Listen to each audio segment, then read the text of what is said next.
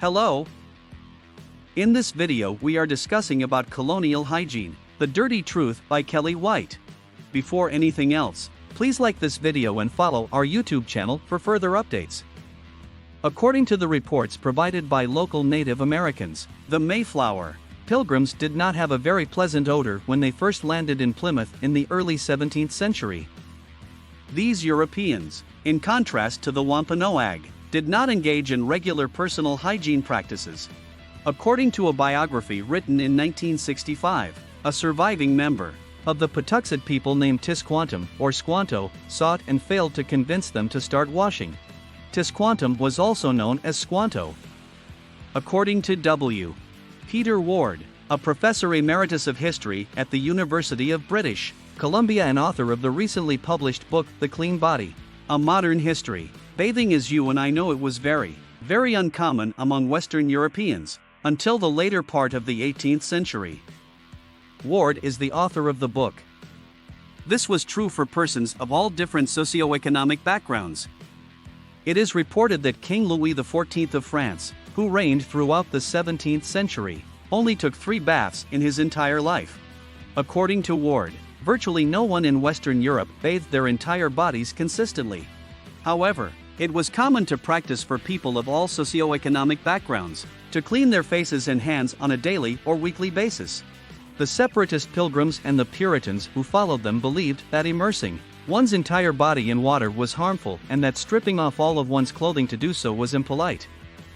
However, it's also possible that they didn't think about those things. According to Ward, in the Western culture during the 17th century, the concept of cleanliness was not strongly associated with the presence of water, even while there were public bathhouses throughout the colonies. They were not used for bathing in the sense that we understand the term today.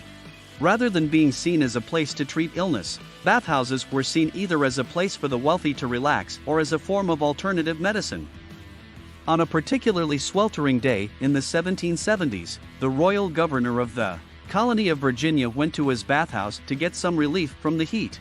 And what about the few showers that Louis XIV took? To treat his convulsions, a doctor recommended that those be given to him. According to Ward, the concept of cleanliness, to the extent that people in the 17th century thought about it at all, had much more to do with what we now call underwear than it did with anything else. The colonists would change the white linens that were worn underneath their clothes to keep themselves clean. According to the conventional wisdom of the day, an individual's cleanliness could be judged by how clean and white their sheets were. It was assumed that the underwear itself was the agent that cleaned the body, that it absorbed the body's impurities as well as the dirt and sweat, and so on, he says. It was thought that the linen underwear was what kept the body clean, he says. This was because it was thought that the underwear itself was the agent that cleaned the body. These linens were designed to have a small amount of exposed fabric around the collar area so that those around the wearer could get a glimpse of how spotless and morally upright they were. Kathleen M. Brown, a history professor at the University of Pennsylvania, writes in Foul Bodies, Cleanliness in Early America that the distinctive display of white linen marked him as not only a man of God but also a gentleman for a Puritan minister. Brown is the author of the book Foul Bodies, Cleanliness in Early America.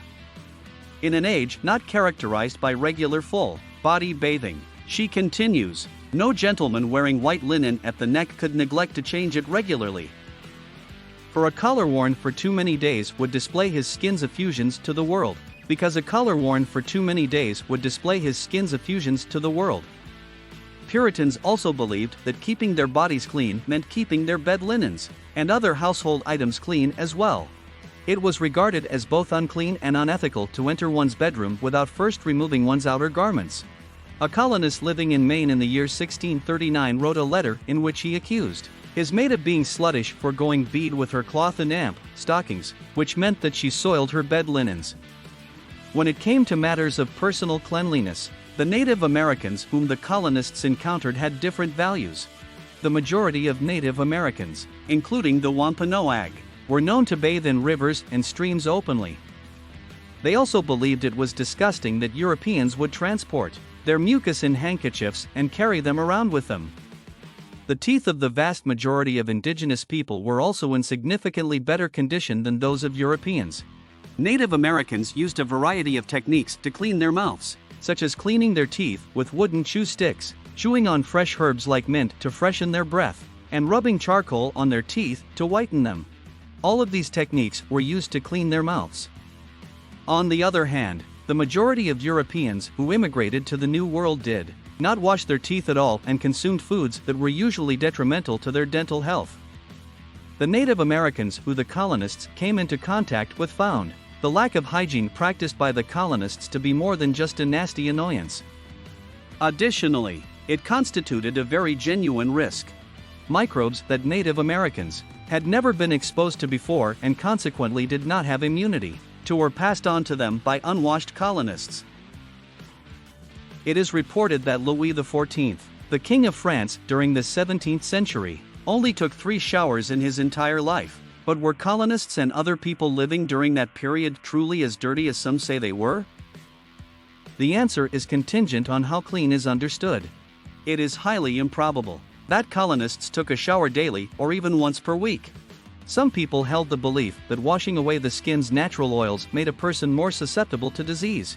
In addition, they considered that filling a washtub without the assistance of indoor plumbing was likely a difficult and time-consuming task. Elizabeth Drinker, a Quaker woman who lived in Philadelphia in the 18th century, is said to have written in her diary that she bearing it better than I thought, not having been wet all over at once, for 28 years past. After her husband built her an outdoor shower. It is possible that Drinker just re-energized herself with a damp cloth first thing in the morning, as this was the standard practice at the time. Rosemary water, with the face cleansed therein both morning and night, according to the English Housewife, a women's instructional guide from the 17th century, causeth a bright and clear countenance. The accomplished lady's delight in preserving physique, beautifying, and cookery is the title of one more instructive book that contains treatments such as a water to take away wrinkles in the face and a dentifrice to whiten the teeth. Even though individuals did not bathe very frequently, these 2 examples demonstrate that people nonetheless cared about their appearances and engaged in some sort of fundamental hygiene practices. In addition, it was often believed that taking a bath had curative effects. In addition, the English housewife suggests taking a bath in water infused with rosemary to alleviate gout and infertility, even if the colonists did not bathe for reasons related to hygiene. There were still plenty of opportunities for them to clean their bodies. Although by the standards of the 21st century, colonists did not practice good hygiene, they did the best they could with the resources they had available. Historians believe that European diseases were responsible for the deaths of more than 90% of the indigenous people who lived along the coast of New England before the arrival of the Pilgrims in 1620. Over the following few decades, Europe's diseases would claim the lives of millions more people. How was the video? Do you like it? Post your response in our comments section below, and subscribe to our YouTube channel for more videos.